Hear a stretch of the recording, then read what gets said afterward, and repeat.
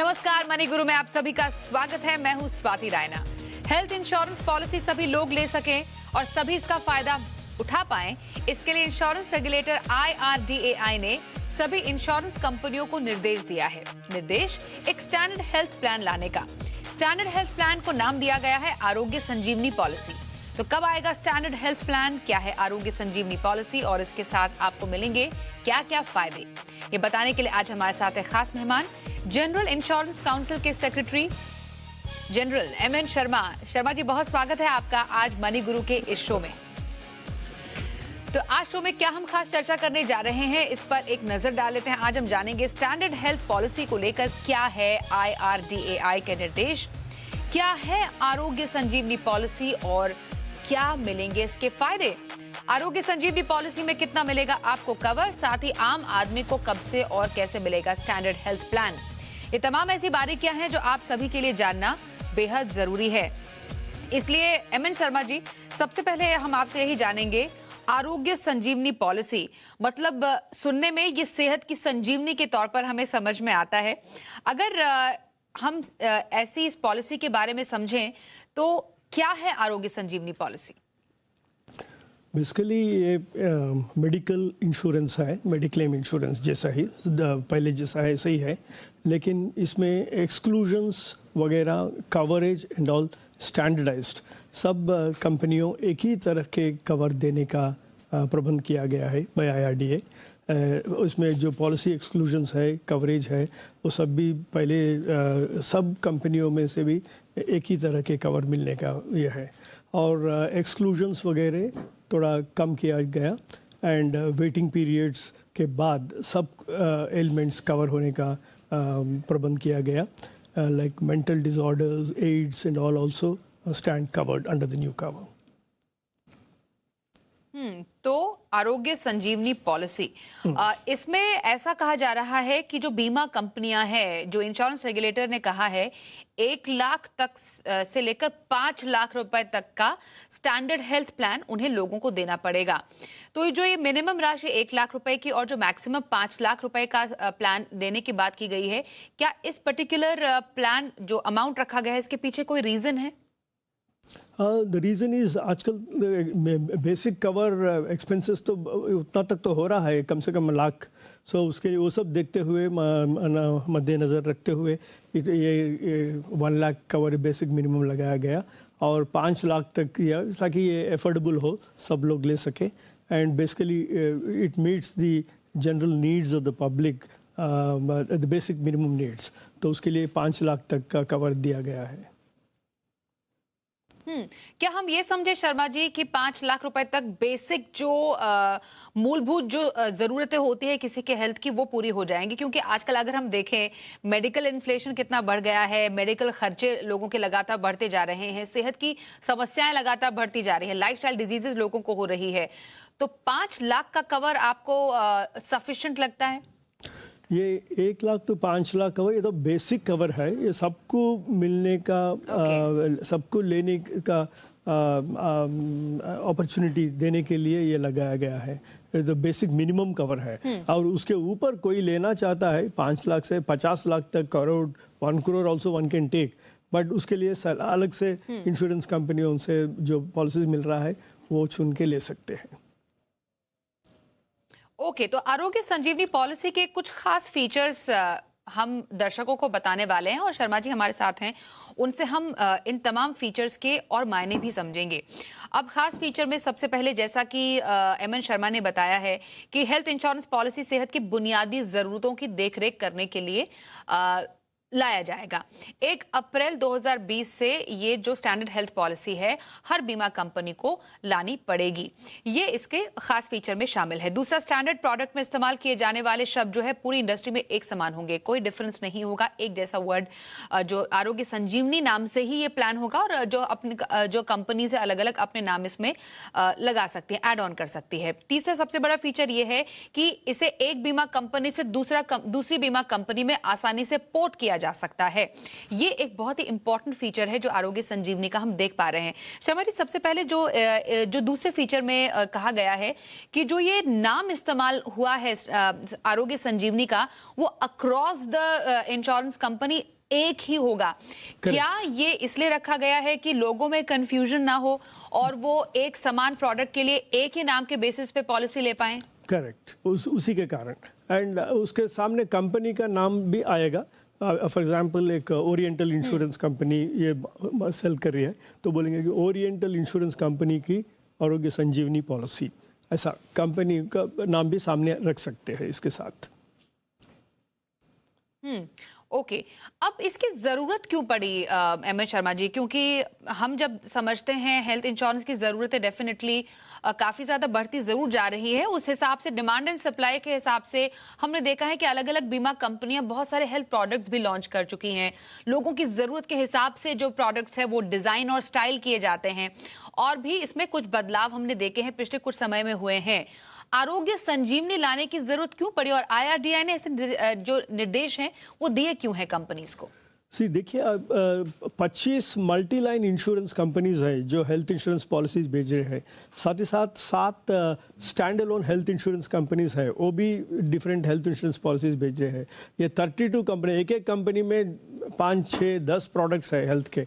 ये प्रोडक्ट्स, इतने सारे प्रोडक्ट्स में से किसी को चुनना है कोई प्रोडक्ट, तो इतना कन्फ्यूजन होगा कि कवरेज एक कवर इसमें रहा, दूसरा इसमें और एक कवर रहा, और एक ये एक्सक्लूजन रहा, उधर एक एक्सक्लूजन रहा। ऐसा रहने से लोगों को बहुत कन्फ्यूजन हो सकता है।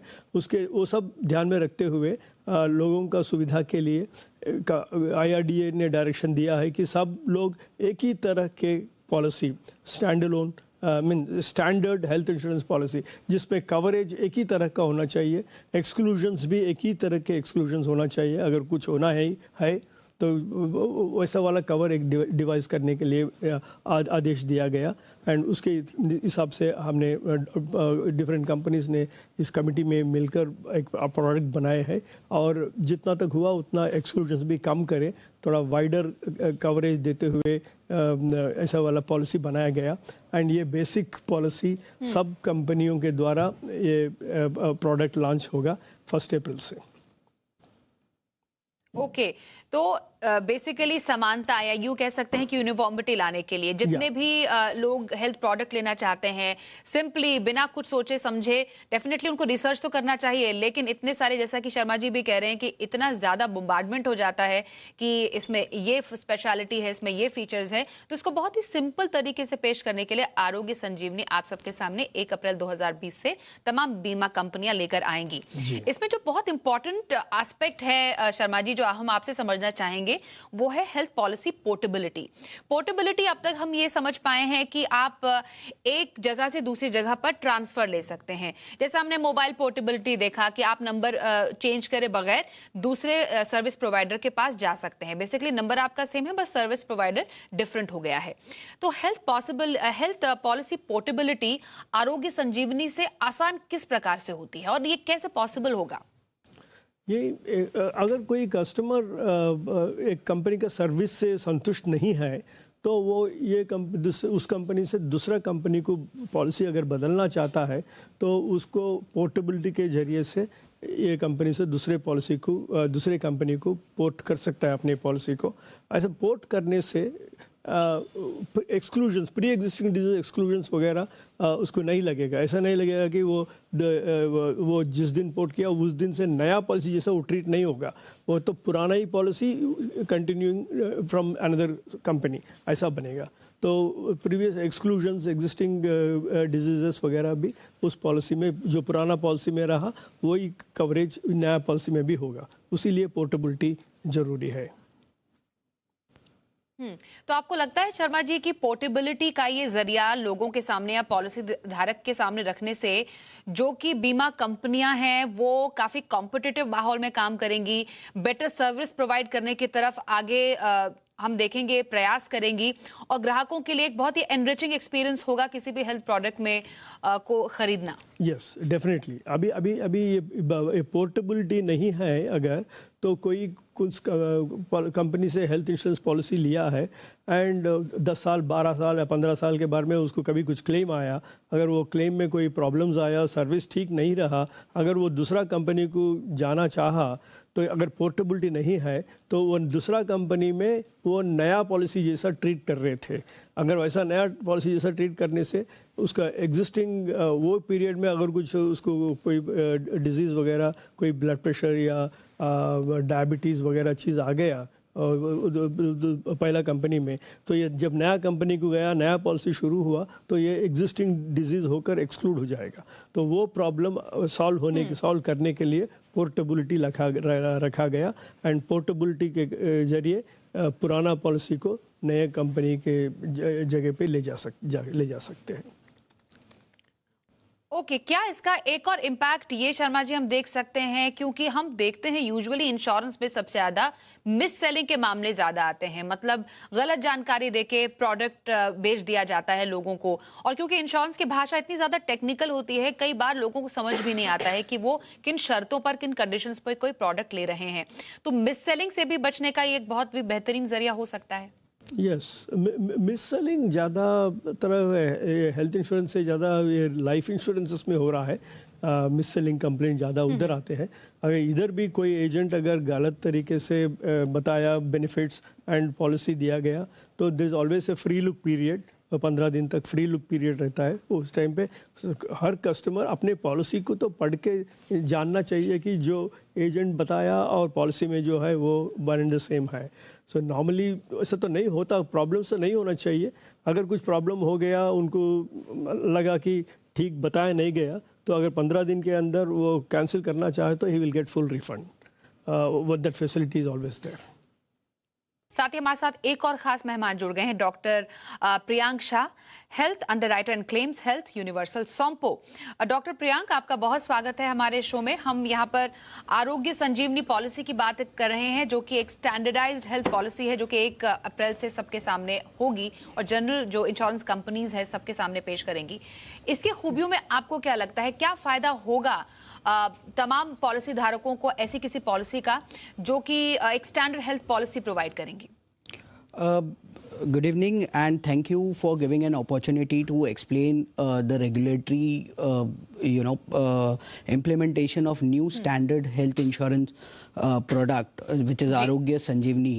तो इससे रेगुलेटर जो कंफ्यूजन रहता है कस्टमर्स के बीच में कि कौन से इंश्योरेंस कंपनी का प्लान खरीदा जाना चाहिए, क्या फीचर्स है, क्या पॉलिसीज़ है, क्या एक्सक्लूजन्स है, तो इट डिफर्स टू कंपनी। तो regulator has tried to standardize the terms conditions of all health insurance policies which will be applicable from 1st of April and available with all the insurers and for the customers.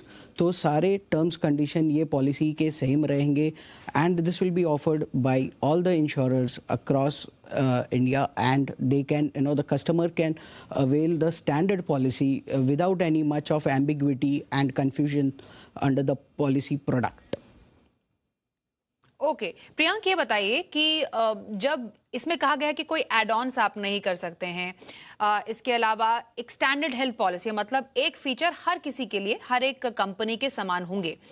अगर मानिए किसी को एक broader cover चाहिए, तो कोई एक जो इंश्योरेंस कंपनी है वो कैसे अपने पॉलिसी धारक को प्रोवाइड करेगी, और उसके लिए क्या पैरामीटर्स हैं या क्या ऐसी तैयारियां हैं, क्या खास बातें हैं जिनका ध्यान रखने की जरूरत है, और क्या प्रीमियम हम देख पा रहे हैं, अगर मानो कोई एक्सक्लूजन है शामिल हो, अगर इसमें होता है उसमें बढ़ोतरी हो सकती है?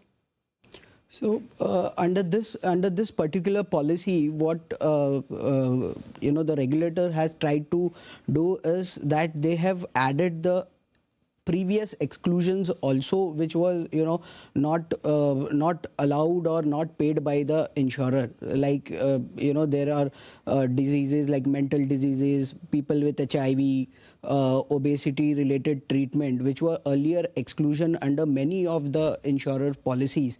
So now companies, the regulators have tried to bring this particular exclusion which were earlier now into the product. and allowing the customers to take benefit out of it. So definitely we look forward that there could be a rise in some amount of premium compared to vis-a-vis a normal standard health insurance policy.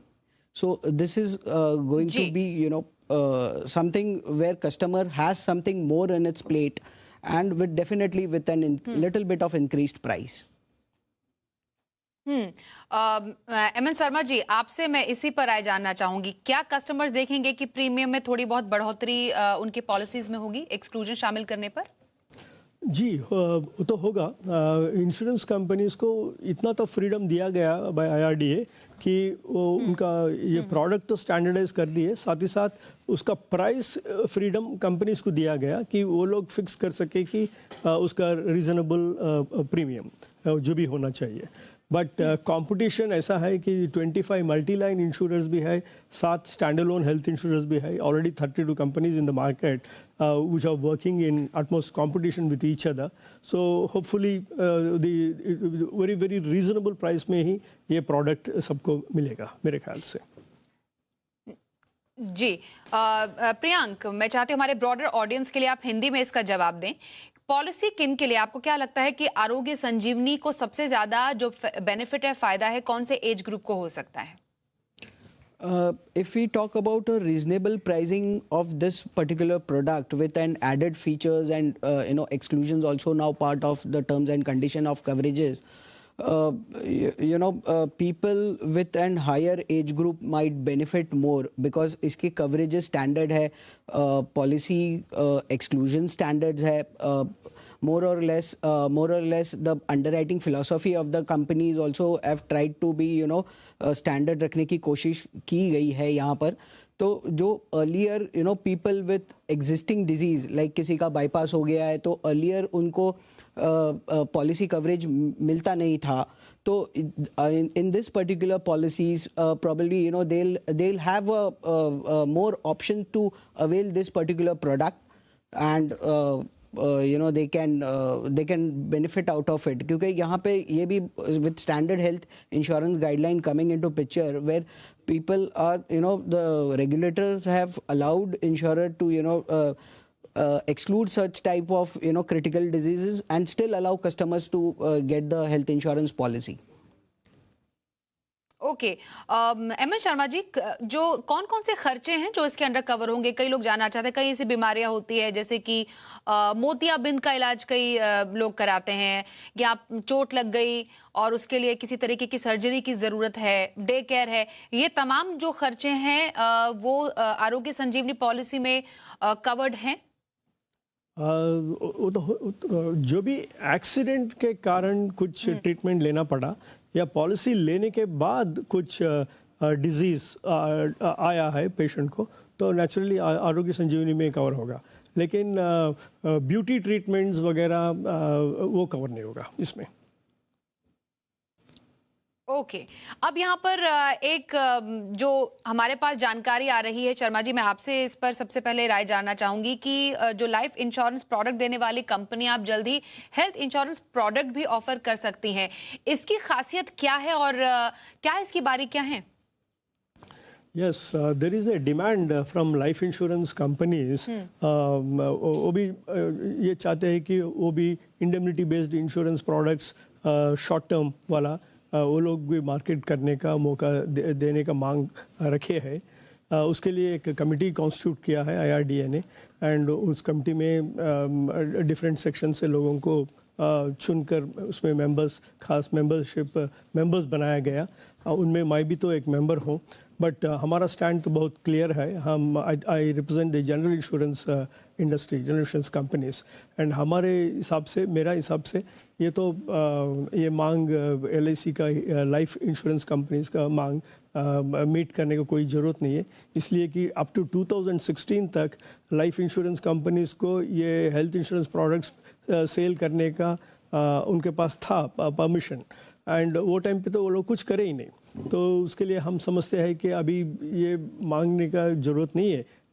Actually देश में इतना competition है, 25 multi line companies है, 7 stand alone health insurance company है, 32 non life insurance companies already health products market कर रहे हैं।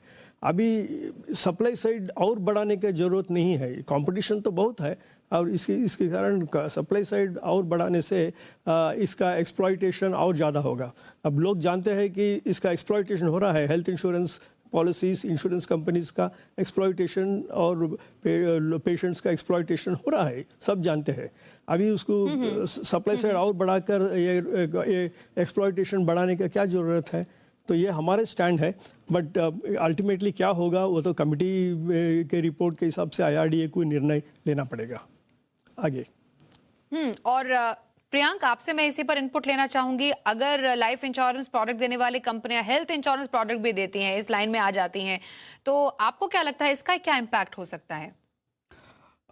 Definitely दोनों कंपनीज की फिलोसॉफीज अलग है। You know they might not be allowed to might be you know the full extent of the indemnity product what they are asking for, but definitely they also would like to you know add something to their product to make it valuable and you know as at the same time more attractive to the customers. So definitely they also would like to have something in their hand for which they are fighting for. Eventually the committee would decide you know whether to allow, not to allow, considering the market scenario, the spread, because what is happening is that still we see there is you know the spread of health insurance in India is still low compared to other you know other countries, other developed countries.